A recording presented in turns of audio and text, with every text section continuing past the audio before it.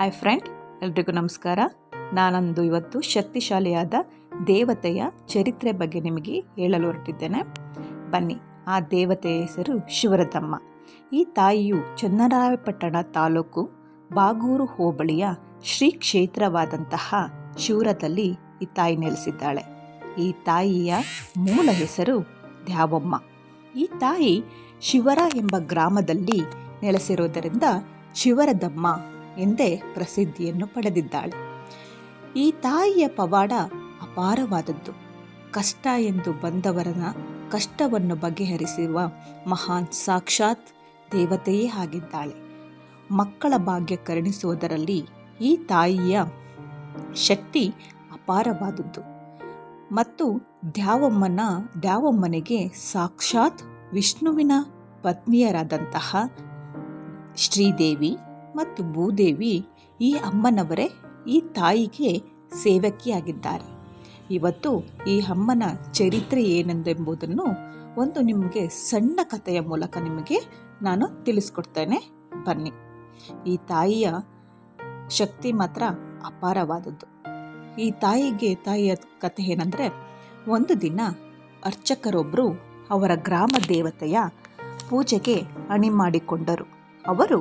ಅವ್ರ ಪತ್ನಿಗೆ ಹೇಳ್ತಾರಂತೆ, ನೋಡು, ನಾನು ಬೇಗ ದೇವಸ್ಥಾನಕ್ಕೆ ಹೋಗಿ ತಾಯಿಯ ಗುಂಡು ನಡಿಗೆಗೆ ಸಿದ್ಧತೆಗಳನ್ನು ಮಾಡಿಕೊಳ್ಳಬೇಕು. ನೀನು ಪೂಜೆಗೆ ತಯಾರಾಗಿರುವ ಎತ್ತಿನ ಗಾಡಿಯ ಜೊತೆಗೆ ಬರುವಂತೆ ತಿಳಿಸಿ ಅರ್ಚಕರು ತೆರಳುತ್ತಾರೆ. ಗುಂಡಿನ ನಡಿಗೆಗೆ ಸಿದ್ಧವಾಗಿರುವ ಎತ್ತಿನ ಗಾಡಿಯೊಂದಿಗೆ ಅರ್ಚಕರ ಪತ್ನಿ ಹೊರಡ್ತಾರೆ. ದಾರಿಯಲ್ಲಿ ಆ ಭಂಡಾರದ ದೇವತೆಯ ರಥ ಸಾಗುತ್ತಿರುವಾಗ ಊರಿನ ಮುಖ್ಯಸ್ಥನೊಬ್ಬರು ತಪ್ಪು ಭಾವಿಸಿ ಆ ರಥ ನಮ್ಮ ಊರಿನ ಮೇಲೆ ದಂಡೆತ್ತಿ ಬರುತ್ತಿದೆ ಎಂದು ಭಾವಿಸಿ ಊರಿನ ಜನಕ್ಕೆ ತಾವು ಬೇಗ ಸಿದ್ಧರಾಗಬೇಕೆಂದು ಪ್ರಚೋದಿಸ್ತಾನೆ. ಆಗ ಊರಿನ ಜನರೆಲ್ಲ ಸಿದ್ಧರಾಗಿ ಆ ಎತ್ತಿನ ಗಾಡಿಯ ಮೇಲೆ ಹಲ್ಲೆ ಮಾಡಲು ಶುರು ಮಾಡುತ್ತಾರೆ. ಆ ಘರ್ಷಣೆಯ ವೇಳೆ 5 ತಿಂಗಳ ಗರ್ಭಿಣಿಯಾದ ಅರ್ಚಕರ ಪತ್ನಿ, ಗಾಡಿಯ ಸವಾರ ಮತ್ತು 2 ಜೋಡೆತ್ತುಗಳು ಮೃತಪಟ್ಟುತ್ತಾರೆ. ಸ್ಥಳದಲ್ಲಿಯೇ ಸ್ವಲ್ಪ ದೂರದಿಂದ ನೋಡಿದ ಒಬ್ಬ ಗ್ರಾಮಸ್ಥ ಮೃತಪಟ್ಟ ವ್ಯಕ್ತಿಯು ಅರ್ಚಕರ ಪತ್ನಿ ಎಂದು ತಿಳಿದು ದೇವಸ್ಥಾನದ ಕಡೆಗೆ ಓಡಿ ಹೋಗ್ತಾನೆ. ದೇವಸ್ಥಾನದ ಕಡೆಗೆ ಓಡಿ ಹೋಗಿ ಅರ್ಚಕರಿಗೆ ಹೇಳ್ತಾನೆ, ಅರ್ಚಕರೇ, ನೀವು ಗುಡಿಯಿಂದ ಹೊರ ಬನ್ನಿ. ನಿಮ್ಮ ಪತ್ನಿ ಸಾವನ್ನಪ್ಪಿದ್ದಾರೆ. ನೀವು ಈಗ ಸೂತಕದಲ್ಲಿದ್ದೀರಾ. ದಯವಿಟ್ಟು ಗರ್ಭಗುಡಿಯಿಂದ ಹೊರಗೆ ಬನ್ನಿ ಎಂದು ಹೇಳುತ್ತಾನೆ. ಅರ್ಚಕರು, ಅಯ್ಯೋ, ನಾನೇನು ಪಾಪ ಮಾಡಿದ್ದೆ ಎಂದು ಈ ತಾಯಿಯನ್ನು ನಾನು ಇಷ್ಟು ದಿನ ಪೂಜಿಸಿದ್ದಕ್ಕೆ ಈ ತಾಯಿ ನನಗೆ ಕೊಟ್ಟಿದ್ದು ಇದೇನಾ? ನನ್ನ ಹೆಂಡತಿ ಮತ್ತು ನನ್ನ ವಂಶ ನಿರ್ವಂಶವಾಗಿದೆ.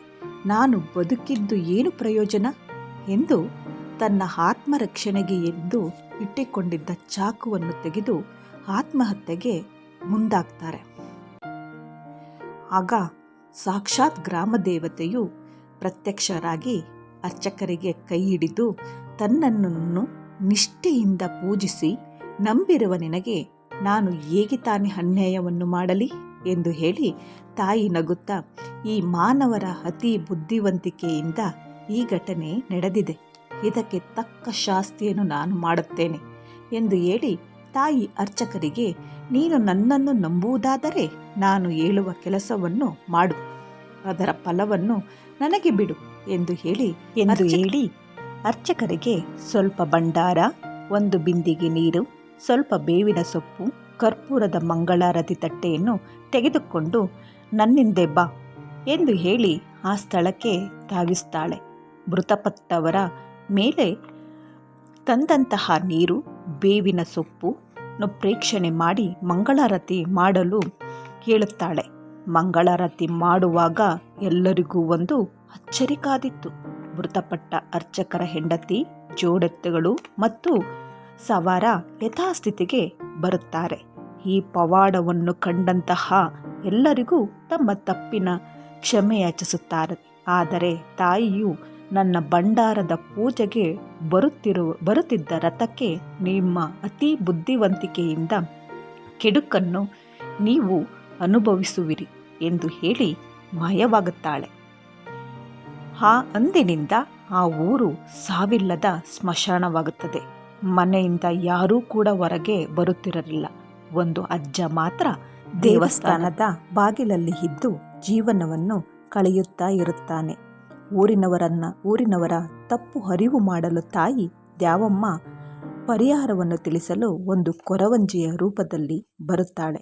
ಆ ಪರಿಹಾರ ಏನೆಂದು ನಾನು ಮುಂದಿನ ವಿಡಿಯೋದಲ್ಲಿ ತಿಳಿಸ್ತೇನೆ. ದಯವಿಟ್ಟು ಈ ಕಥೆ ಏನಾದರೂ ನಿಮಗೆ ಇಷ್ಟ ಆಗಿದ್ದರೆ ನನ್ನ ಚಾನಲ್ನನ್ನು ಸಬ್ಸ್ಕ್ರೈಬ್ ಮಾಡಿ ಮತ್ತು ಇಷ್ಟವಾದಲ್ಲಿ ಒಂದು ಲೈಕನ್ನು ಕೊಡಿ. Thank you for watching.